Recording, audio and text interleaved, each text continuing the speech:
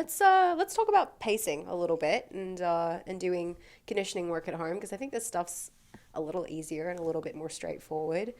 Most people have a pair of running shoes and can head out the door and do some volume of running. Yeah. Not everyone, like it may be inappropriate for some people. You definitely see issues where someone has not done a lot of running and accumulated volume, and then they decide that running is going to be the thing for them, and they lace up their shoes and they head out day after day, and all of a sudden their ankles and their knees are bugging them. So there's considerations there if someone has not already spent time running. But if someone is a good runner and has built up volume there, or they're prepared and you're prepared to work with them to slowly build that volume over time, then it seems like it's a no-brainer for body weight only training. Emma? We did this also. Emma did some running. How did it go? How was that process? I don't know. I wish Emma had a mic right now. I think it went pretty good. We did enough running where we got to the end and she was like, I want to do some weightlifting now. Yeah. Some resistance training. Yeah. I mean, it was that, right? It was like, identifying what that recoverable volume was from the start. And, we went through a couple iterations of it, but it was iteration 1. It was like, hey, let's add a lot of volume to this. Eventually we want to be able to run 60 minutes outside in the Arizona summer heat.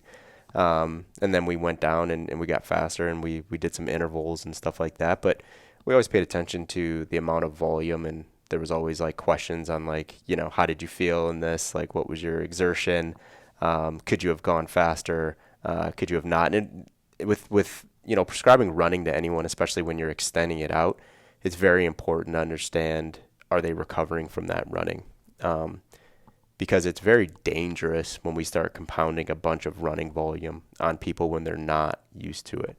And I think we've probably all been in that scenario where we've done it ourselves and, we got the shin splints or the knee or the ankle, or we did it to one of our clients and that happened as well. So you bring up a good point where it's like we have to make sure that they're ready for that volume.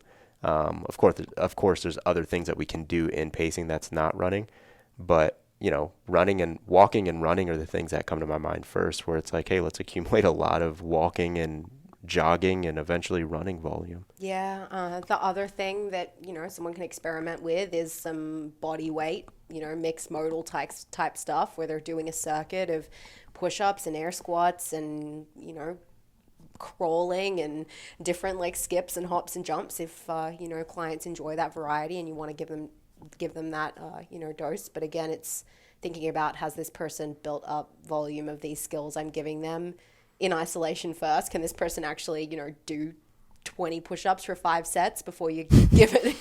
Yeah, that it gets tough when you take out the ability to like spin slowly on an assault bike, or pull a rower a little bit slower and kind of get your breath back. That gets to become really challenging. So I think the fun part of that mixed modal pacing with body weight only and no implements is figuring out what is that activity that person can feel like they are going on an assault bike really slowly on and recover enough to do the push-ups and the sit-ups and whatever they're doing outside of it that feel more like contractions. For a lot of people, that's like a brisk walk, you know what I mean? Where it's like, do this amount of work, 100 meter brisk walk, bring it back, do this amount of work. So I think that can become fun as a coach, trying to figure out what that thing is for your client. For some people, it might be crawling. For me, it would not be. That would be tough. That crawling gasses me. Yeah, oh crawling's my gosh. tough. Yeah, you don't have an opportunity to breathe. No. And yeah, if you're doing like a crawl squat combo, your quads just get annihilated.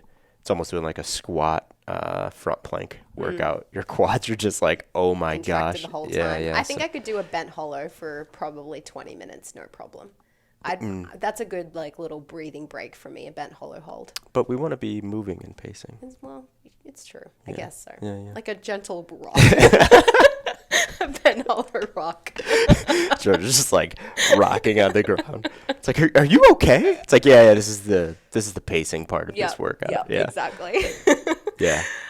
But in and this is not just in pacing. This is in patterns as well with clients. For coaches, it becomes challenging. It's more work when you're programming for a client.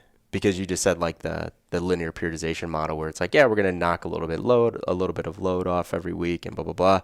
It's like, I'm not saying coaches are doing that to be lazy. It's like, I hope coaches are doing that. But when we take away that opportunity to like linearly progress something, it just becomes more work for the coach. And what I said, I don't want anyone to take what I said lightly on like, you know, just figure out something that makes them adapt on a weekly basis. It's like, that's actually a lot of work to do that because you have to know that person, what they can do, how they responded to that thing you gave them, what they haven't done in a little, you know what I mean? Like there's a lot of considerations that come into prescribing that kind of stuff. So I don't want to just throw that out there like it's not, you know, probably 50% more work than just taking someone through linear periodization. Yeah, it's definitely more work. I always think about like, okay, over these 4 weeks, let's start with this, you know, 15-minute body weight AMRAP and let's change one thing inside of it each week. And let the person, you know, adapt to that. But it's hard if you're just throwing, you know, new things in every single week, or if it's, you know, 60-minute, a minute of each exercise. Let's change one of those things per week. As a coach, like on the coach's end, that feels a little bit more manageable than trying to come up with a list of 5 new body weight exercises for this person that can only do 12 of them effectively every single week. Yeah, there's a lot of strategies you can use though. You mentioned one with just like, you know, adding volume on or changing that exercise. So, you know, if someone did want to, you know, get better at, you know, pacing patterns or like doing that mixed modal work, you know, you could start off, you know, low in intervals and just add a bunch of volume, not a bunch, but add a little bit of volume over a bunch of weeks until they get to that 15 or 20 minutes or 30 minutes. You can come up with different strategies and like, hey, I want you to do this set, let's say it is like, you know, 10 jump squats, 15 push-ups, 20-meter crawl. It's like, I want you to do this. I want you to rest 1-to-1, and I want you to do it for 10 to 15 sets. And I want you to get a little bit faster after each set. And if 11 to 12 you can't get faster, then just wrap it up right there at 11 and just let me know, right? So there's different ways. It doesn't always have to be like, AMRAP this or for time this or 5 sets of this. Like you can come up with different ways to challenge people through those pacing scenarios. Definitely.